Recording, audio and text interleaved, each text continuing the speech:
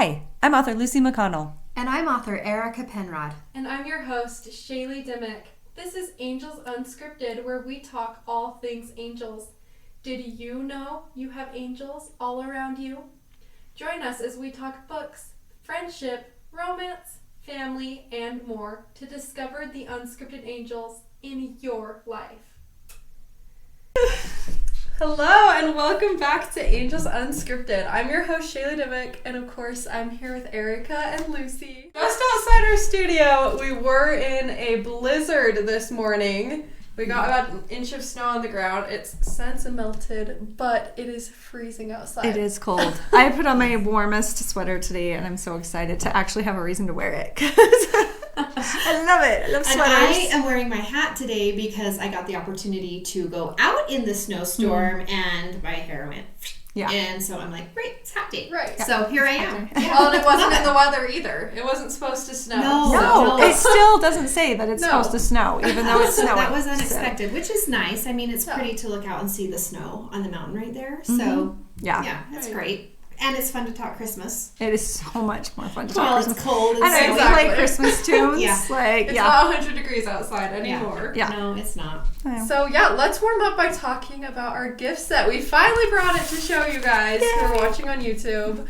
It is beautiful. This is awesome. Yeah. I love this. If you are looking to send an angel to a friend or a family member this year, we have pre-wrapped them in gift sets, which is so much fun. And so I love this little gift set. This is an angel ornament that can go on their tree, and then we have a keychain and all this other wonderful things in here for them. And so I love that it comes already wrapped, because if you're sending it to somebody and it shows up looking beautiful like this, it's so much more fun than if they just get a box full of stuff that's not put together cute. So anyway, I'm really excited. And then I like that it's a single book too, and we do have a big box set that has everything in it that gets all packaged beautifully too. But these ones are so great because they're the individual books, so you can pick one to go to your friend. So like if you wanted to send the one about family, or you wanted to send the one about forgiveness, or whatever it is that you want to send one that you think would touch their heart, this is the way to go. So and for those of you that don't like to wrap, which I don't understand, because I have my wrapping station, and I have all my little kabobble things I want to put on it, and I love to wrap, but I know there are a lot of people that do not enjoy wrapping, such as my mother. She uses gift bags for everything, which is great. But if you're one of those people that don't like to wrap, you can order this gift wrapped. And it's already wrapped, so it's like double bonus, so good. So well, and if I'm curious, because we did these in the super cute craft brown paper, but I'm wondering, let us know if you think they'd be cuter in red wrapping paper, just a plain dark red, or a plain dark green or something. I think that would be fun to try. So anyway, we're always looking for improvements, so let us know in the comments. For sure. And let's talk about the book we're talking about today. This is Matthew. Lucy also has in her hands, Matthew, hanging on to Matthew. Book 5 in the Angel Institute series. Just kidding, okay. We're already talking about 5? We're already talking about book 5. Only 3 books left. Wow. That is crazy, I know. So, how's your big surprise coming? Good. Yours is good? Yeah. Mine, okay. It's floating off in the in the world right now. Got it. We have a surprise that we're working on. Yes, we I don't think we've told Shaylee about it either. So I just wanted to know. Anyway, just hang tight. We'll let you know. Exciting. Well, now I'm dying to know. I know. So let's talk about it. It's based in Benton Falls. Yes. Tell us a little bit about Matthew. So Matthew is he's super fun. He was really fun to write. So Matthew grew up, his parents owned the local hardware store, and it was him and his sister that would always work with them and things. And then when his parents died, he had a fallout with his sister. His parents had kind of set everything up for them to compete for things rather than just settling it all. And so it ended up that he and his sister had a fallout, and his sister took over the hardware store, and since he still owns half of it, she pays him some of the profits every month. So he lives off of that, but he's also the local, that allows him to work as the local journalist for Benton Falls. So as we talked about in other episodes, there are so many activities that happen in Benton Falls. We showed the calendar last episode. Yes, Matthew's all of them. Like, he is covering every single thing that happens in Benton Falls. And so his schedule is packed at Christmas. Sure. But that also means that he can't avoid running into people, which is great because his ex-girlfriend comes into town, Kylie. Now, he and Kylie were young when they were high school sweethearts. Everybody thought they were going to get married, fall in, the whole thing. And she got a scholarship to leave town. And he didn't handle it well. And I don't know how many 17-year-old boys would handle things well at that, or really well versed in relationships. Yeah. And so he didn't handle it great. And they didn't separate on good terms. So Matthew's theme is forgiveness, and he has a lot to ask for, and he has a lot that he needs. And so his whole book is about forgiveness. That's awesome. That was a long explanation. I always like to give you more than you ask me for, Shay. Now, let's talk about his angel. Okay. What about him? John. John. Tell us all about him. John first of all, John likes to wear like funky socks. It's kind of his way of hanging on to his individuality. And John does a little more meddling than I think the average angel does. Now, did we talk about the miracle cards before?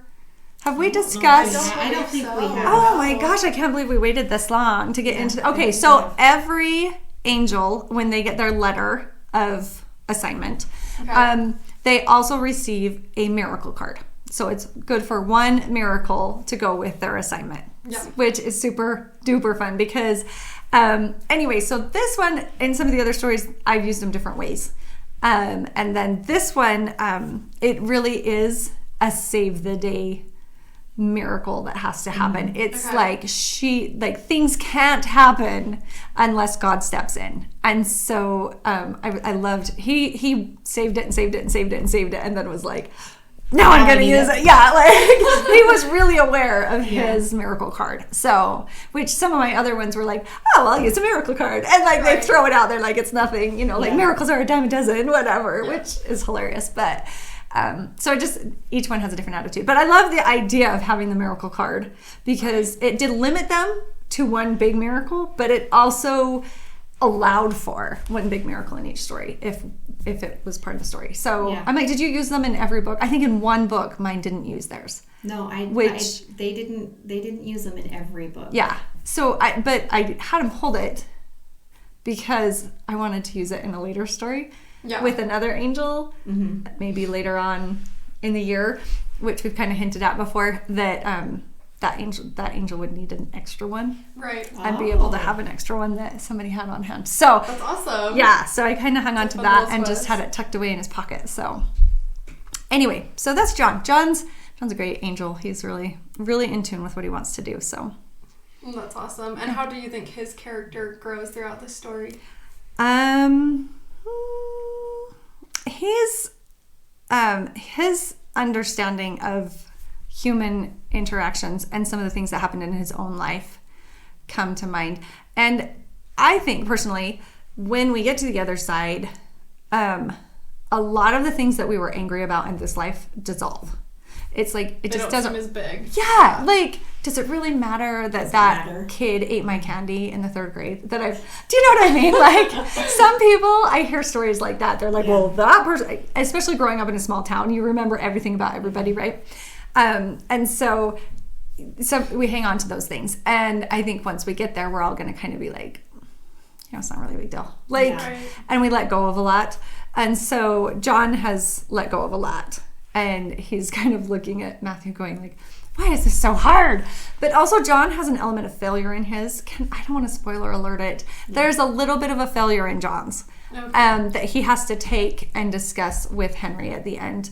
And he still gets to move forward, but that failure kind of eats at him, and it's not his fault. It's the choices somebody made. But so there's this element of you can't control people. That all of our angels have to live by the rule of agency. You cannot mess with free will, and so he couldn't make everything right, and that for him was difficult. So that was his big growth, was not being able to make everything right for everybody. And who is Henry? Henry is the main... He's their instructor. He's their teacher, He's their mentor. And then at the end of each book on Christmas Eve, they have to go give their dissertation about what happened. Okay. And it's their final presentation. And it's Henry and then an archangel. And I won't tell you. Have we mentioned it before? No, I don't think we should. I don't want to because I think once you see who the archangel is, it's this. For us, it was like finding and figuring out who we were going to... We originally talked about using different ones every book. Yeah. So one of the ones we had discussed was Mr. Rogers. Okay. And using him as an archangel because he was an angel here on Earth. And so he automatically just, I'm an archangel now. He doesn't have to learn the lessons. He's already there. And so we were talking about using him and then like Mother Teresa. Who else did we have? There were several that we had discussed using who skipped right on ahead because they were already so advanced when they were here. They'd already learned everything, those lessons here on Earth. Yeah. They didn't need to come back and relearn. Or learn more. Or grow as these angels need to. Yeah, because they'd already progressed. Yeah. So anyway, we talked about using several different people and finding a different one for each book for them to report to. But when we landed on this one, it was like, no, this is the one. This is the one for all of them, and this is it. So anyway, that worked out rather well. I love it. I love it. So read the books, find out who the archangel is that they have to report to. So that's awesome. And let's go through one of our book club questions. Okay. For those of you who don't know, there's book club questions in the back of each book. So I think it would be fun to ask Lucy one of these book club questions. Okay. Here we go. Okay. Some of them are deep. I'm like, they really make you think. Throughout the story, Matthew struggles with forgiving both Kylie and Emily. How do you think his journey of forgiveness differs between these two relationships, and what factors contribute to these differences? Okay, so Kylie is the ex-girlfriend. Okay. Emily is the sister. And so what factors are different between the two?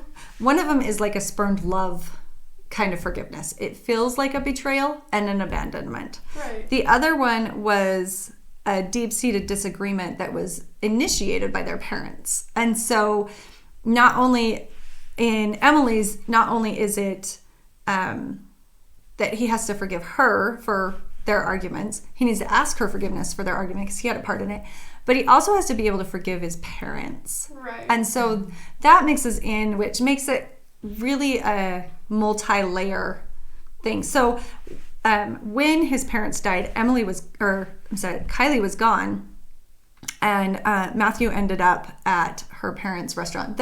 She's Kylie Ramirez, so they own the Casa de Ramirez on a lot of our characters go to. So lots of a lot of my characters eat Mexican food. It's a really great place there. I'm like, it's good Mexican food. So he ends up at that restaurant, and her family loves him, and they know what's happened, and they just kind of love him through the pain. So he doesn't have to go in and work through the forgiveness with the family with that. It's really just Kylie that they have to work it out. And a lot of it is discussing how they felt back then, and some of the ghosts of those feelings come up during the course of the story. And so they need to work through it. But they're willing to do it together. The big difference is that Emily's not ready. Yeah. He's ready, and he's on the journey, and he's making that path. She's not ready. That's hard. That's really hard. And so he can go ask her for forgiveness, 9 days out of 10, and she's going to shut the door on him because she's just not there. So one thing, though, that we have to understand that in my next one, which is book 7, we actually do see a little bit more of Emily. Okay. She's a good person. Yeah. Like, she's doing things to help the town. She's volunteering here, and she's doing this, that, and the other. For her, this forgiveness thing is like a rock in her heart. But she's not ready. So that's kind of the difference between the two. Kylie, I know. Kylie and Matthew never stopped loving each other. I don't think they ever stopped loving each other. Well, they didn't. That's how I wrote the story. That's probably why it hurts so much. Exactly. Yeah. Is because when there's more love, there's more potential for pain. Yeah. And so that's why it's a kind of different things. So I hope that answered your question. Yeah, it definitely did. Okay, I'll stop talking. And yeah, I think that, reading the book, we'll see how if Matthew and Emily ever are able to forgive each other. And, I just want to ask you as the author if there's any way you can relate this in your own life, if you've ever had any forgiveness. No, I've never had to forgive someone. No, I've never had to be forgiven. I've never had to forgive anybody. I've never had to, no. Then. So what you're saying is you're like an archangel? I'm an archangel already. I'm just hidden right up there when getting my wings when I go. No. I'll be in the guardian class, I can guarantee it. But just wait at me, okay? Just as I fly by. Do a flyby. No. So... Just kidding on all of that, by the way. I am not going to go there. But so I had a very interesting experience. Let's see, Eric and I were taking a class. We have a group that gets together and we study different things about life and what have you. And so one of the lessons was that a lot of times we stand in our own way. And I was like... what am I doing to stand? And you can't see it. You don't see yourself standing in your own way. This is not how, this is why it's a problem. Of course. And I felt like something is in my way and I'm blind to it and I don't know what it is. And so I went to God and I knelt down and I prayed and I said, please just show me what's in my way so I can move it. Like, I'm at this point, I'm not even asking him to move it. I'm just like, could you just show me what it is so I can work on it? And that night I had a dream. And I was a kid again and on the playground and something happened on the playground and I woke up and I knew I had not forgiven that person for what had happened. And I thought, I have been carrying this all these years. And unknowns to me, it's been in my heart that when I was a kid, I stuffed it down in that heart and I left it there and I never revisited it. Yeah. And I never took it out and I never went through the process of forgiving that person. And so I was like, well, this is really easy. So again, I knelt down and I was like, went through the forgiveness process and talked to Jesus about it and felt like this kind of lightness. And I was like, okay. So this happened for 2 weeks. I would have a dream about somebody in my life that I needed to forgive. Mm-hmm. And I would wake up knowing that I needed to forgive that person. And I was like, and some of them were super easy, like the playground. And some of them I was like, really? Like, I have to forgive that person because I feel kind of justified in how I felt. Exactly. And it was more of a struggle internally. And sometimes that was a struggle that I would have with the Lord to help get it out, basically get it out of me. And so anyway, I did that it was about 2 weeks. And at the end of the 2 weeks, I was like, okay, can we just hit the pause button for a minute? Because here I am 14 days in. Yeah. I'm not sleeping well. I'm exhausted. I am emotional. A little bit. It's so much. Yeah, it's a lot. Exactly. And so anyway, so we hit the pause button for a little bit and then I opened that door back up and I was like, okay, we can get started again if you need to.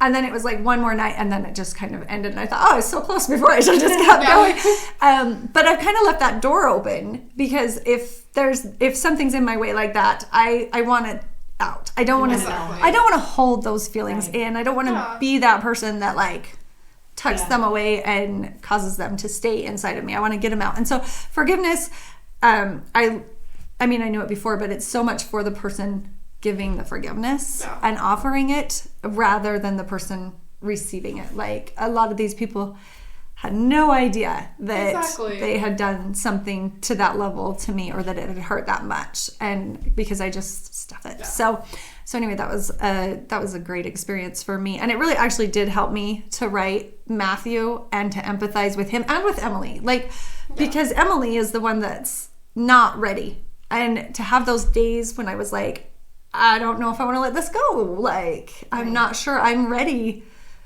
to forgive. And can I just say that if you're ever on the fence with whether you should forgive or just do it. Mm-hmm. You feel so much better. And it does not take away at all from anything. Yeah. Forgiveness only gives. Mm-hmm. And it gives to you when you forgive more than it gives to anybody else. And so that's my little click on forgiveness there. But and Erica, I know she has a process every morning. Yeah. Yeah. Tell us about that. So I do things a little bit You're as we were talking about crazy. She's crazy. No, so as we've been thinking about all of these different themes with the books, but like forgiveness for me, one thing that's come up a few times is as I have struggled to forgive someone, it's kind of come to my attention that I need to ask for forgiveness. Yes. Because I need to quit worrying about the other person, and I need to ask for forgiveness because 100%. Like the faith that I have and the trust that I have in the Lord, I don't really need to. I need to be good with God. That's what I keep saying. I just need to be good with God. I can't control other people, just like our books, just like our angels can't control their assignments, but I can control me, and I would love to be the type of person that does not get offended. Like, that would be the best thing. It would be. I'm like still working on that. Yeah. I keep getting dreams, so obviously I'm not that person. Yeah. Wouldn't that be nice? And so I've been working on. Anyway, I don't know what journey or how. I was like the writing, the 3 names. That you write every morning. And so, as through this process, one thing that I learned was to every night I write 10 things that I'm grateful for, which this comes from Bob Proctor, if any of you are familiar with his work. Yeah. I learned this from listening to him. But he talks about writing 10 things that you're grateful for every night and then sending love to 3 people that are bothering you. And I was like, interesting. So I started doing that. And so the great thing is that I usually don't have 3 people that are bothering me every single day, which that's such a blessing. Sometimes there are 3 people, and sometimes it's 5. Myself. No, I'm just kidding. So we've talked about this a few different times. In the way that I see it, which Lucy kind of gave me this idea, is I see it like a triangle. Okay. I see me, the Lord, and the person. And sometimes I can't send them love because I'm just like, I'm not there yet. And that's where I'm trying to work on myself. Yeah. But I know that God can. So I'll be like, please just send them love. And I see that triangle. I see me talking to the Lord and the Lord taking care of that person. And through that whatever goes on is connected to me too. So in that triangle. Yeah. Anyway, so it's such a freeing feeling to know that even though I'm not there yet, I can have the Lord send them love. And so I think about that all the time. So it's just a great exercise. Like, start with the gratitude, because that puts you in a good frame of mind. You're so grateful for everything you have. And then you send love to 3 people. And a lot of times now, I'm sending love to somebody that I'm just concerned about. Yeah. Or that I just popped up in my mind and I thought, I wonder how they're doing. And I send them love. Yeah. And ask God to send them love. So it helps. Yeah. It just is a beautiful thing to do. Well, and I love how you said, awesome. When you're not ready. Because I've talked to a couple different people who have been through some horrific things because of other people. And, they're because they close their mind and they picture themselves gathering love in their heart and then sending it to that person. They were like, I went to gather love, and it was like all the shelves were bare. I have no love for this person. And they were just, they're like, what do I do? Like, I can't do this. And so then I was talking to him about Erica's then you ask God, because God always makes up the difference, right? Right. He always has that grace that fills in for the things we can't do. And it gets easier. That's the other thing I wanted to add, is that as you're writing those out, it gets easier. And I noticed, because I had one person that was on mine every day for like 4 months. And then I saw that person. It wasn't me, was it? No. Not at all. And then I saw that person. And interactions with that person before had been very strained and very frustrating. Yeah. My ability to remain calm and kind in that interaction had increased exponentially because I had been sending them love every day. Again, it changed me. It didn't change them. They still did all the crazy things that they do. Yeah. But it changed me. And so it was an incredible moment of like realization, oh my gosh, this is working. Like, that's awesome. Yeah. It just goes back to like good with God. Yeah. Like, as long as you're good with God, then everything else just kind of works out. Yep. So right. I love that. I think as hard as it is, like, to forgive, I think it's also freeing as well. Yeah. Very much. Yeah. And I think the hardest person to forgive sometimes is yourself. Yes. Yeah. I do put me on that list a lot of the times if I've just had a day and I'm just struggling and I'm like, I'm not where I want to be. Yeah. Yeah. I need that today. Thank you. Like, yeah. So. Well, that's Cool. awesome. Well, let's move on to our angel stories. We actually have an angel poem. Oh, today, wonderful. sent in by one of our listeners. So, Erica, do you want to read it? Oh, I would happily read it. So it's submitted by Bev. It starts right Well, there. Bev, thank you. Okay. I hope I don't mess this up because I have not read this at all. Putting you on the spot. Okay, yes. Okay. Christmas is more than a day at the end of the year, more than a season of joy and good cheer. Christmas is really God's pattern for living, to be followed each day by unselfish giving. Then peace on earth will come to stay when we live Christmas every day. I Oh love my that. gosh, that's so really great. beautiful. I love That's that. awesome. God's pattern for living. Mm-hmm. That's perfect. Wow. That is perfect. Yeah. I love it. And Yeah. he uses the time of year when we celebrate the birth of his son to teach us that pattern. Isn't Yeah. that great? I know. I'm like, how Right. beautiful is that? And I think Yes. forgiveness is a pattern, and that's why I brought this poem in today as well.